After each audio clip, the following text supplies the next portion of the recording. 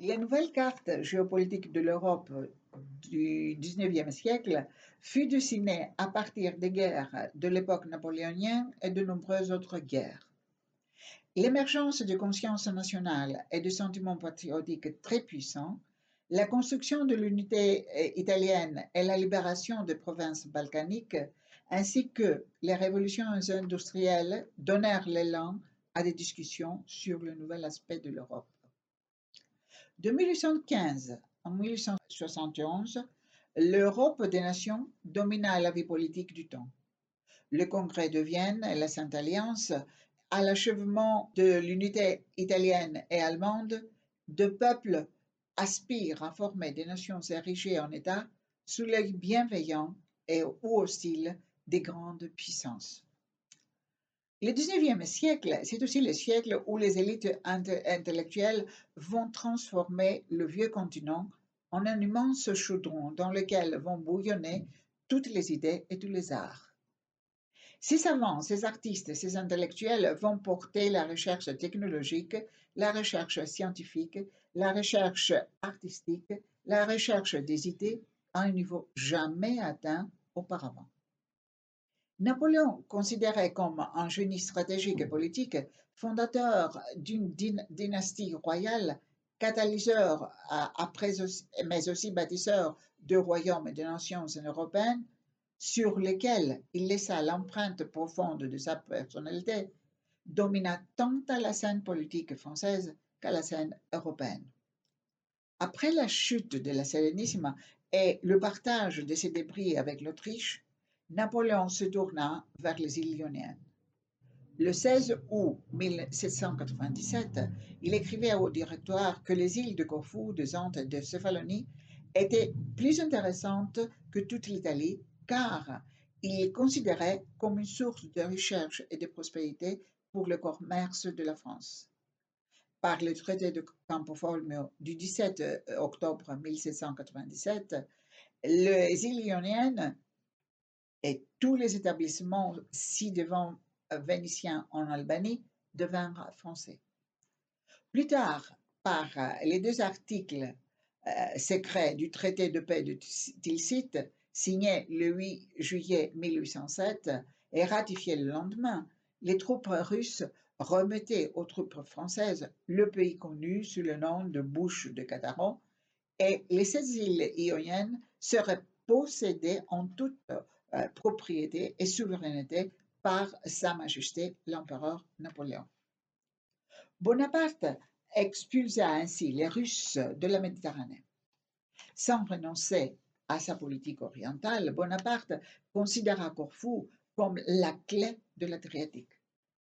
Dans une lettre adressée le 7 février 1808 au roi de Naples, l'empereur insistait sur le fait que Corfou était tellement important pour lui que sa perte portera un coup funeste à ses projets. Il ajoutait que l'Adriatique serait fermé et que le royaume du roi de Naples aurait sur son flanc gauche un port où l'ennemi recruterait des Albanais et d'autres troupes pour l'attaquer.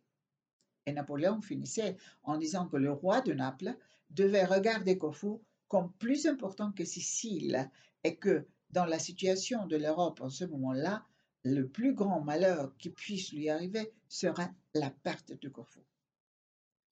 L'empereur français se préoccupa de faire de Corfou une base qui pourrait contrôler l'Adriatique, qui était, selon lui, un lac français et rivalisait avec celle que les Anglais possédaient à Malte. Pour le faire, il y envoya des soldats, des canons et mortiers, des munitions, des vivres, de l'argent, mais aussi des techniciens militaires avec une garnison de 13 000 hommes sous le commandement du général Donzelot. Le déplacement de Dufour s'est ajouté à cette conception politique. Voilà en bref le milieu dans lequel vécurent de grandes personnalités de l'époque, le général Guillaume-Henri Dufour et le comte Ioannis Kapodistrias. Conseiller aux affaires étrangères du tsar Alexandre Ier et futur président de la Grèce. En étudiant les événements historiques de l'époque, on pourrait parler des vies parallèles de ces deux personnalités. Les deux hommes avaient une différence d'âge relativement faible. Dufour est né le 15 septembre 1687 à Constance, dans le Grand-Duché de Bade, où il a reçu sa première éducation. Sa famille, d'origine genevoise, y était réfugiée après les troubles de Genève en 1782. Capodistria, descendant d'une famille noble, naquit le 11 février 1776 à Corfou, où il reçut sa première éducation au monastère de Sainte-Justine. Le premier finit sa vie en plein jour, honoré par ses compatriotes chez lui en Suisse en 1875, et le second, gouverneur de la Grèce, est assassiné à Nauplie par ses compatriotes à l'âge de 55 ans en 1831. Tous deux, après leurs études circulaires dans leur pays, poursuivirent le premier à l'École polytechnique de Paris et le second en Italie, à la célèbre université de Padoue. La durée de leurs études est importante. Des événements tels que la Révolution française de 1789, les Lumières et la volonté populaire de changement social ont marqué l'évolution sociale de l'Europe. Les deux étudiants sont influencés par les nouvelles idées qui prévalent à l'époque.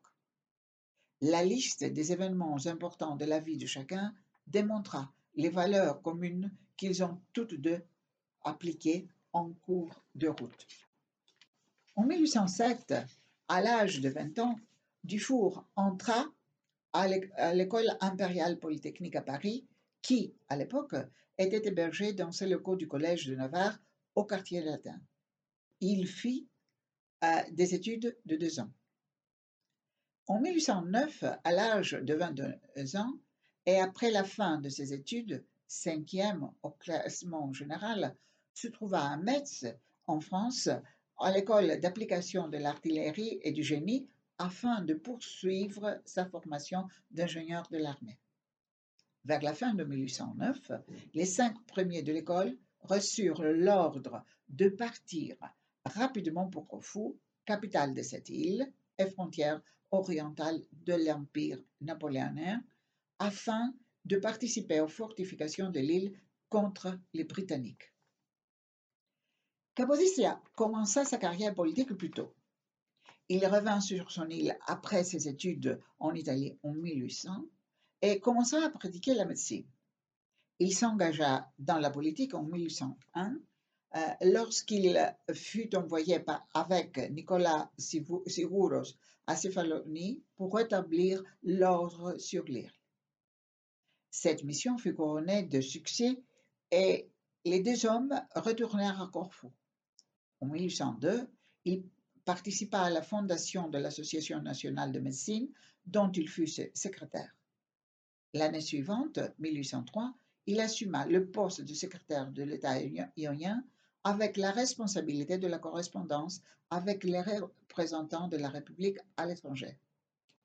Il demanda au Sénat, et réussit, à créer une école de formation des fonctionnaires de l'État. L'école utilisa les salles du monastère de Tenède. En mars 1804, il fut honoré du rang de conseiller d'État par le tsar Alexandre Ier. En 1805, il fut nommé inspecteur de l'éducation, c'est-à-dire ministre de l'instruction publique, et fonda 40 écoles dans les îles ioniennes. L'école du monastère de Tenède fut la première école grecque d'enseignement public, laquelle dut fréquenter tous les fonctionnaires et le collégiat grec pendant 2 ans. Aucun fonctionnaire ne pouvait être promu sans la présentation d'un certificat attestant qu'il ait étudié à l'école de Tenède. Il convient de mentionner que Capodistrias lança le système de bourse pour aider les étudiants nécessiteux à étudier. En 1806, Capodistria fut élu secrétaire du Sénat et secrétaire rapporteur du comité de rédaction de la nouvelle Constitution. Ces propositions étaient rejetées comme trop libérales. Néanmoins, il put convaincre le Sénat de voter pour la Constitution, donnant comme argument que seuls ceux que Monténégro est proposé serait approuvé par la Russie. L'année suivante, il fut envoyé comme commissaire extraordinaire à Sainte-Maure pour la défense de l'île contre les Ottomans. Là, il appartenait au service russe, car avec Capodistries, il y avait 300 soldats russes et le métropolitarte Ignace.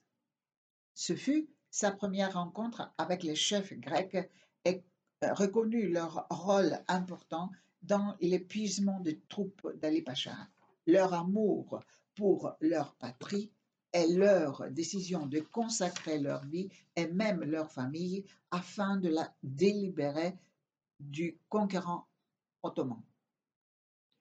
Lorsque les Français arrivèrent à Corfou en 1807, le général Berthier offrit des postes à Capodistries que ce dernier n'accepta pas, attendant la proposition des Russes avec lesquels il entretient de très bonnes relations.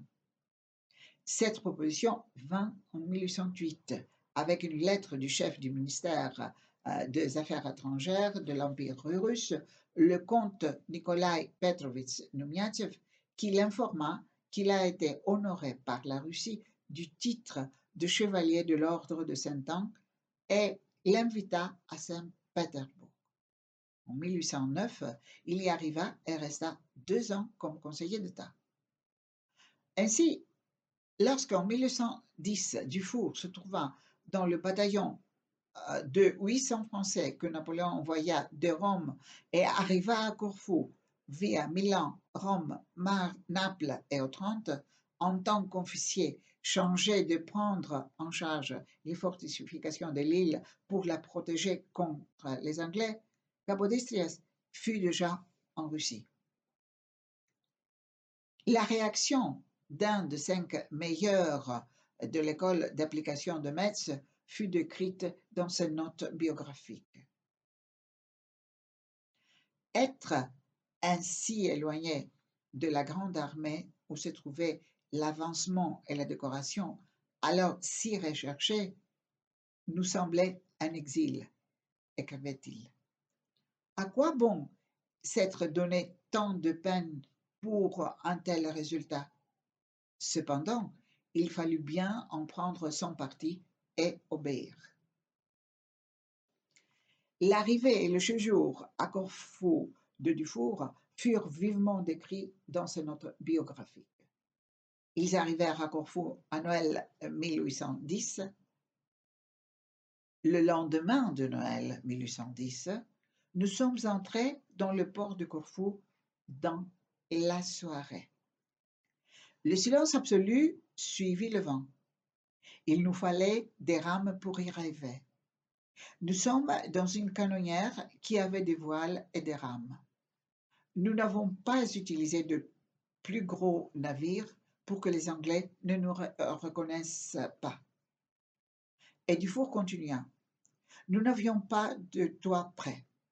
Ils nous avaient installés dans une salle vide de tout, à côté d'une autre, semblable, où il y avait une foule de danseurs qui étaient arrivés en même temps que nous.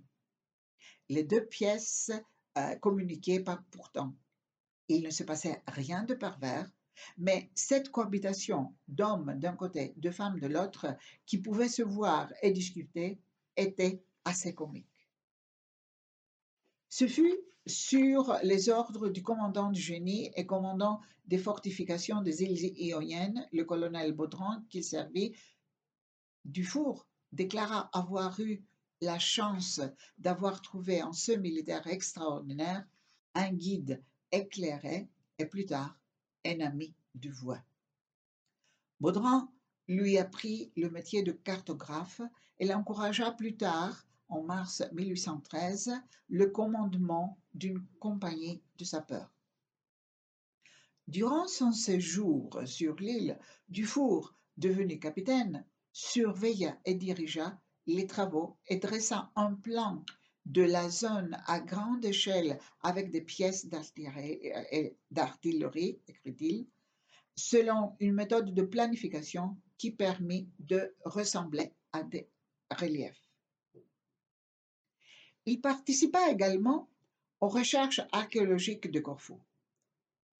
Ils ramenèrent à la surface les ruines du temple d'Artémis. En plus, il suivit plusieurs cours à l'Académie ionienne, dont Baudran fut président et les capitaines Antoine-Marie Ogoya et Charles Dupin des professeurs. Parallèlement à ces activités militaires, la vie sur l'île eut aussi ses côtés agréables, dangereux et désagréables.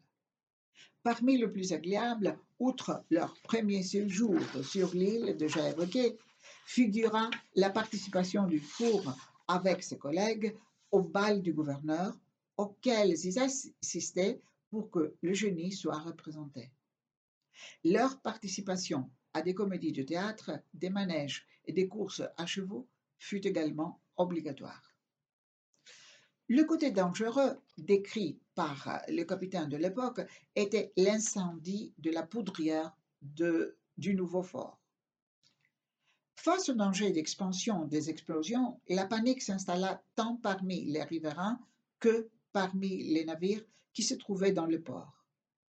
Dufour avait la charge des hommes qu'il avait placés sur un remblai pour être à l'abri et sans eau, mais avec de la terre, il réussit à éteindre le feu. La perte, un seul mort, celui qui fut la cause de l'incendie. Cependant, le troisième cas qu'il évoqua dans ses notes biographiques et qui faillit lui coûter la vie est l'attaque par les Anglais du navire français parti en reconnaissance ayant en tête le colonel Baudran. Pour le distraire pendant sa convalescence de la malaria, le colonel l'emmena avec lui pour une reconnaissance dans l'île de Paxos et à Parra, le dernier territoire encore français sur le continent. Dans une lettre écrite le 15 juillet 1813 et adressée à son père, Dufour raconte l'événement. De retour vers Corfou, se trouvant dans un lieu de l'île, ils furent surpris par les bâtiments anglais. Des cartouches qui étaient sur les ponts, écrit-il, s'allumèrent et m'enveloppèrent de flammes. Tous mes vêtements furent embrasés. Je ne vis d'autre moyen d'arrêter de mal que de me précipiter dans la mer tout botté, le chapeau sur la tête et l'épée au côté. Il nagea jusqu'au navire le plus proche et le voilà captivé. Bien que ce moment fût très dangereux pour lui, sa grave blessure l'empêcha d'être transporté à Malte avec le colonel Baudran et les autres prisonniers. Il a été transporté seul à Corfou où il resta hospitalisé et soigné. Le 12 juillet 1813, il décrivit la situation difficile à laquelle ils étaient confrontés dans l'île. Il n'avait plus de nouvelles de France, il n'avait plus de crédit, il se bornait à n'acheter que ce qui était disponible dans les magasins d'alimentation. Ils cultivaient les jardins que le propriétaire avait abandonnés et là, ils avaient leurs volailles. Sur leur table, il n'y avait que le pain à leur unité,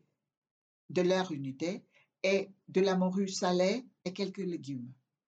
De leur côté, les Anglais furent conscients de la destruction et de la démission de Napoléon. Le 30 mai 1814, le nouveau pouvoir royal céda la protection de la République de cette île aux Britanniques. À Corfou, les Français ne voulurent pas rendre l'île tant qu'ils n'eurent pas reçu d'ordre du nouveau gouvernement. Dufour, décrivant de manière vivante la remise de l'île aux Anglais après la chute de Napoléon, laissa transparaître son émotion, sa déception et son amour pour l'empereur de Français. Fidèle à Napoléon Bonaparte, il ne voulut pas croire à sa chute et fut le dernier à vouloir quitter son poste à Corfou et céder l'île aux Anglais. Il insista auprès du commandant de l'île d'Onzelot pour que le drapeau impérial flotte dans le fort jusqu'au moment où un navire portant un drapeau blanc à la poupe leur annoncerait la mauvaise nouvelle et l'ordre de rendre l'effort aux Anglais. Ce qu'il fut fait. La flotte française, commandée par l'amiral Cosmao, apporta l'ordre de rendre l'île ainsi que tous les ravitaillements qui s'y trouvaient. Dufour décrivit le départ. Au soir d'un beau jour, tous nos navires déployèrent leurs voiles et par un vent léger s'éloignèrent de cette ville que nous regrettons maintenant de quitter après l'avoir plus d'une fois maudite quand nous y avons vécu. De la musique militaire jouait. Notre canon a répondu au canon anglais. C'était un spectacle majestueux, mais aussi très triste. Pour son attitude durant les derniers jours de séjour de l'armée française à Corfou, il fut honoré par les Français de la Légion d'honneur. De sa part, Emmanuel Zokanakis présenta aussi de manière vivante les derniers jours du séjour de troupes françaises à Corfou. Donzelot et tous les Français qui étaient à Corfou ne voulaient pas admettre la chute de Napoléon. Ils avaient juré allégeance à l'empereur et avaient refusé de hisser le drapeau blanc au fort et de le remettre aux Anglais. Le 21 juin, le général du Boulnois dit au revoir aux Corfiotes et, même Donzelot, ne voulait pas quitter l'île sans s'adresser aux habitants de Corfou. Le Sénat lui a offert une épée d'or en récompense de son administration prudente et du soutien du peuple des îles Ioniennes. Le 26 juin 1814, les Britanniques entrent triomphalement dans la ville de Corfou. Ainsi, les îles Ioniennes passèrent en 15 ans des Vénitiens aux Français démocrates, des Français aux Turcs, des Turcs aux Russes, des Russes aux Français impériaux et enfin aux Britanniques. La fin de l'année 1814 trouva Dufour en congé à Genève où il apprit le retour de Napoléon. Il revient en France dans sa région de Lyon où il est chargé de réaliser des fortifications. Après Waterloo en 1815, il se trouve avec les partisans de Bonaparte réunis sur la Loire, insistant pour continuer le combat, fidèle comme ses compagnons de guerre au serment de fidélité à l'empereur et fier de la décoration de la Légion d'honneur. Le retour de Bourbon fut pour Dufour plutôt un assujettissement qu'une reconnaissance de ses services à la France. C'est pourquoi ils le classèrent parmi les impérialistes incorrigibles. Après les 8 années où il servit et combattit pour Napoléon, il s'identifia à sa politique et lui resta fidèle. En 1817, il refusa le nouveau poste que lui offraient les Français à Briançon, refusa la nationalité française et retourna dans sa Genève natale où il recouvrit la nationalité suisse qu'il avait perdue 17 ans auparavant, fut nommé professeur de mathématiques à l'Académie, ingénieur en chef, ingénieur civil de canton et lieutenant-colonel de la Garde nationale de Genève. En 1819, il fonda l'école militaire de Thun. Son but fut d'une part d'améliorer la formation dispensée aux officiers et d'autre part de créer une armée fédérale homogène. De son côté, Capodistrias en 1811 fut attaché à l'ambassade de Vienne puis à l'armée du Danube en qualité de fonctionnaire chargé de fonctions politiques. Sa carrière diplomatique fut si fructueuse que le tsar le décora après ses réussites de l'ordre de Saint-Vladimir troisième classe en 1811 et de la Grande Croix de Saint-Anne en 1813. La même année, le tsar l'envoya en Suisse comme envoyé secret pour assurer sa neutralité et son indépendance. Les manœuvres diplomatiques astucieuses de Capodistrias aient atteint leur objectif en éliminant tout pied des Autrichiens en Suisse. En tant que ministre plénipotentiaire du Tsar pour la Suisse, il réussit à dissoudre les soupçons entre les États, créa la Constitution suisse et le système étatique avec les États autonomes cantons, membres de la Fédération suisse.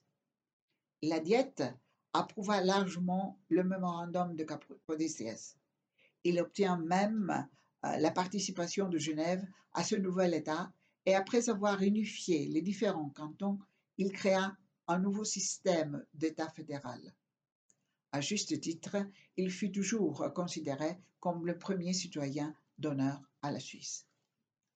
En 1814, Capodistries excella au Congrès de Vienne en tant que représentant de la Russie et selon Knight von Gens, conseiller de Metternich, l'acte final du Congrès signé en mai 1815 fut la création de Capodistries et de lui-même.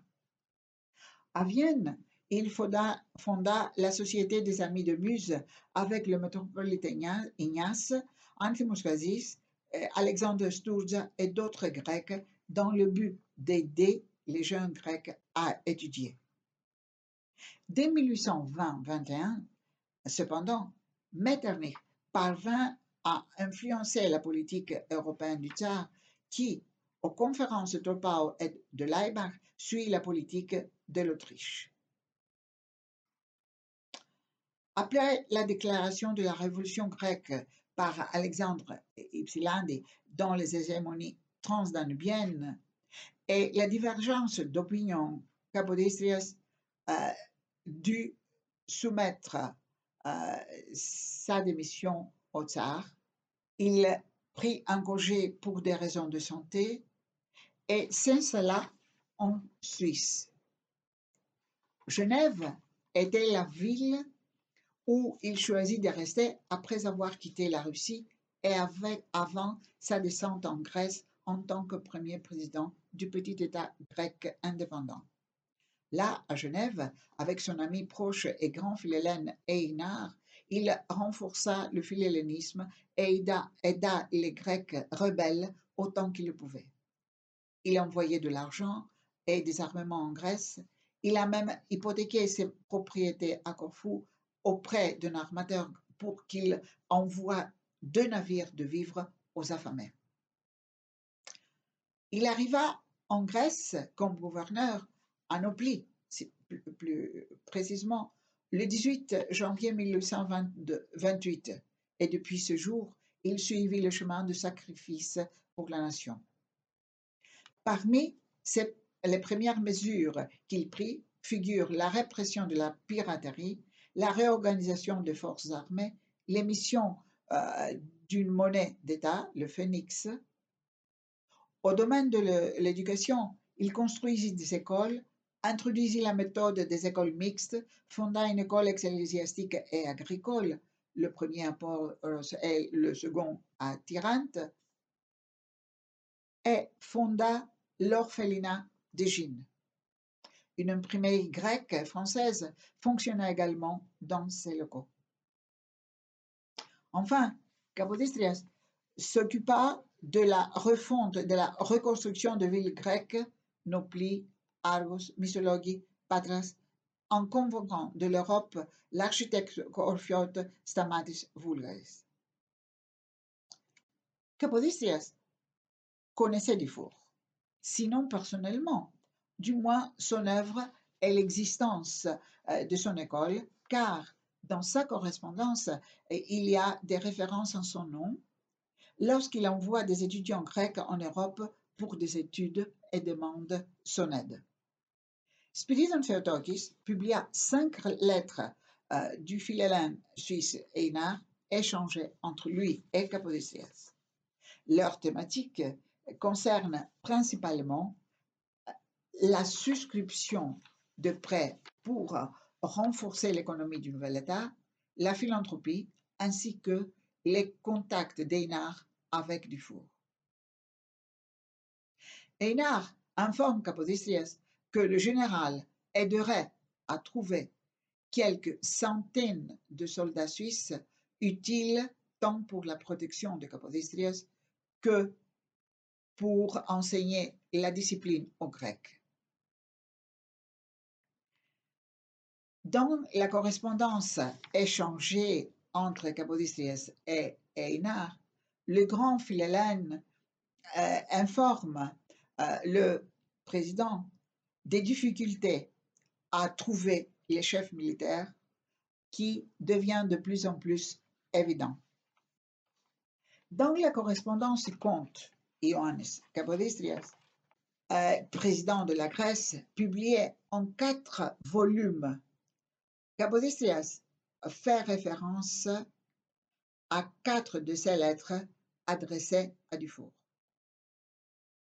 Pour chacune d'elles, le destinataire était Einar. Dans une lettre écrite à Egine le 5-17 août 1828, Kapodistrias écrit: Petrobe Mavromichali m'a demandé de l'aide concernant son fils qui étudie à Paris. J'ignore qui est ce jeune homme, ce qu'il a appris et ce qu'il est capable d'apprendre. Je pense toutefois que Paris, en tout cas, ne lui convient absolument pas. S'il y a un moyen d'affecter ce jeune homme, par exemple comme ordonnance de M. Dufour, je vous en serai reconnaissante. Le plus important, c'est que Kapodistrias s'engage à payer lui-même 100 louis par an pour couvrir les frais de formation du jeune Dimitris Mavromichalis, dont le frère Georges et l'oncle Constantin tuèrent le premier président. Outre leur dévouement à leur patrie et le sacrifice qu'ils ont consenti pour elle, un autre mérite commun des 2 hommes fut leur philanthropie. Dufour est davantage connu en tant qu'officier, ingénieur ou mathématicien. Il fut cependant l'un des 5 membres du comité avec Henri Dunant, Louis Appia, Théodore Monnoir et Gustave Moyen, qui conçurent l'idée de porter secours aux blessés sur le champ de bataille. Grâce à Dufour et à de ses nombreux contacts à l'étranger, la conférence de 1864 put être convoquée, au terme de laquelle fut signée la Convention de Genève qui servit de fondement à la création de la Croix-Rouge. Kapodistrias, quant à lui, est reconnu pour l'aide qu'il apporta aux familles grecques démunies en leur fournissant nourriture et soins, ainsi que pour son engagement en faveur de l'éducation des jeunes. Il veilla à l'enseignement des mathématiques et des sciences naturelles dans les écoles qu'il fonda en Grèce et fit distribuer l'ouvrage de mathématiques du professeur Korfiot Ioannis Karantinos enseignant à l'Académie Ionienne. Par l'intermédiaire de la Société Philomuse et de nombreuses organisations philhellènes en Europe, il offrit toute l'aide possible aux Grecs encore sous domination ottomane. La suite est bien connue. Les Grecs qu'il avait tant aimés et pour lesquels il avait sacrifié sa carrière politique, sa fortune et sa vie, se sont comportés différemment. Les Suisses ont honoré et continuent d'honorer leurs concitoyens en reconnaissant sa contribution. Ils ont également honoré et contribuent d'honorer Ioannis Kapodistrias. Les Grecs, bien qu'ayant bénéficié bien davantage que les citoyens suisses de son aide, n'ont pas su comprendre l'ampleur du soutien qu'il leur avait apporté. Ils ont ignoré le rôle majeur qu'il a joué tant sur la scène européenne que dans la réalité hellénique. Dans une Grèce qui venait à peine de retrouver sa liberté après 4 siècles d'esclavage, la présence de Kapodistrias restait incomprise. Pour ses ennemis, la solution fut son assassinat. Aujourd'hui, historiens et chercheurs se penchent à nouveau sur les sources pour réécrire cette période historique dont le protagoniste fut le Korfiote Ioannis, comte Kapodistrias. Pacifiste, humaniste, esprit ouvert, Dufour, honoré par son pays, selon les mots d'Alexandre Vautgarden, directeur de la Bibliothèque de Genèse, a incarné le rôle de ces grands hommes qui font l'histoire. Ami de la paix et de l'humanisme, doté lui aussi d'un esprit ouvert, Capodicias partageait avec Dufour un même rêve, celui du service à la patrie et à ses semblables. Et chacun, à sa manière, a tenté de se réaliser dans l'Europe du XIXe siècle.